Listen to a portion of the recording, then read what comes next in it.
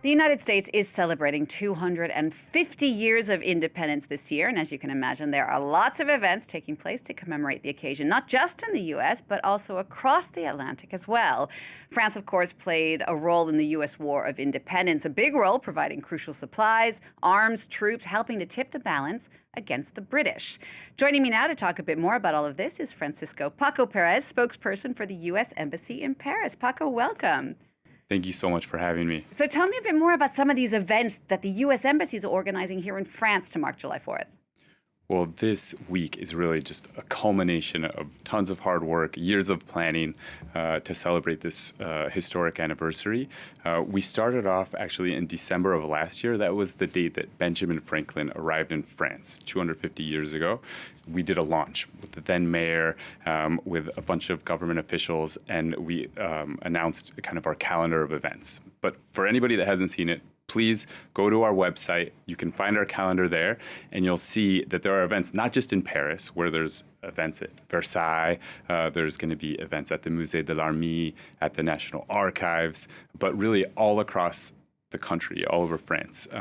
There's a rodeo event, the Western Roots Festival near Strasbourg. There's a second rodeo event, the Nashville 83 event down near Nice. So there's really something for everybody on our calendar. So who are you getting the most interest from? Expats like myself in France, or the French public? I mean, who are you reaching out to? Yeah, what I would say is that the Americans that live here, of course, want to celebrate. They're very proud, like they do every year. But we're seeing French people that I think see this anniversary as more than just the U.S. anniversary. They really see this as a joint anniversary because, as you mentioned, the United States would never have existed without France, without the support 250 years ago. And I think at the same time, something our ambassador says a lot is France wouldn't exist the way it does today if the U.S. wouldn't have made the contributions that it made during World War I and World War II and throughout the centuries. So it really is, I think, a dual celebration. Yeah, and it really is a historical event that resonates in France. I mean, we're noticing through so many events. I mean, you mentioned the party out at Versailles Palace, also the Paris Plage, which is this annual summer tradition where we turn the banks of the Seine into a beach. It's going to be marking also U.S. independence as its theme. Do you think that there are still shared values that continue to unite France and the U.S.? Totally. And I've had this opportunity to participate in some of these events. Just a few weeks ago, I went down to the Loire Valley at this castle, the Château de Blois, where the France-American Association hosted their annual convention. And I talked about the values that were in our founding documents, that all men are created equal, that we're going to fight for life, liberty, and the pursuit of happiness. And I think these are values that the United States and France continues to hold very dear and continues to want to celebrate. And I have to ask, I mean, obviously we're living in divisive times, not only between countries, but within countries at times. How can events like what you're planning bring people together? Well, I think that's exactly what this is an opportunity to do, is for people to put aside the polarizing narratives and to focus on the things that do unite us, the values that we do share, the history. And I think whether it's at the highest level or at the government level or at the people level, people really have a strong desire to care about one another and to recognize that this is something that we share together. But then even at the highest levels, we see it as well.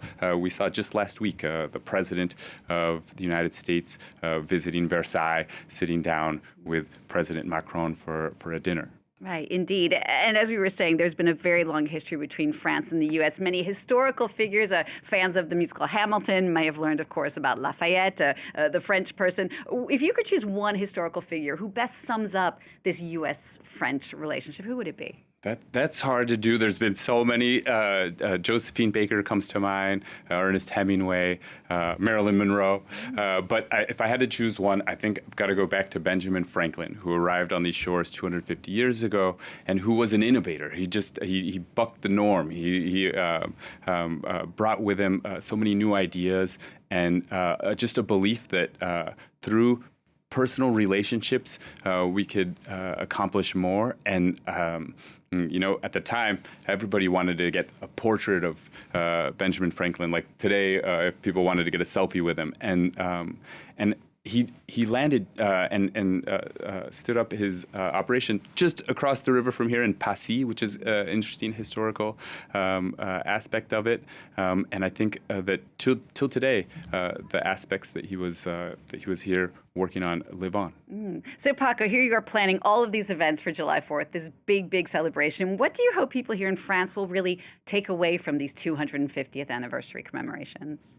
Well, that's easy, and that's something we've said a lot during our different planning. It's not about the 250 years that have passed. We really want to focus on the 250 years to come, and we have in our website, folks will find a scholarship that we just announced called Generation 250, where we're going to send 50 French students from not just France, from the Outre-mer as well, to go to the United States and study and bring back what they learned. So it goes much further. It goes much beyond just what I mentioned here today. It hopefully will last another 250 years as well.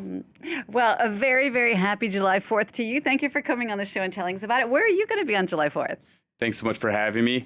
With this heat, I'm going to be jumping in the Seine if I have a or the choice. Canal Saint-Martin. I think that's the one you can do. I like the Canal Saint-Martin a lot too. Well, Paco, Perez, thank you so much for coming on and telling us all about that. Don't forget, if you want to take a look at any of the other Entre Nous we've done in the past, you can always check them out on our website. That address is france24.com.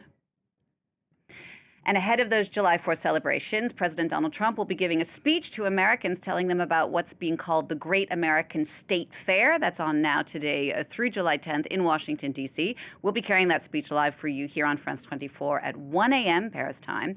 That's 7 p.m. in D.C. You're watching France 24. Don't go away. There's more to come.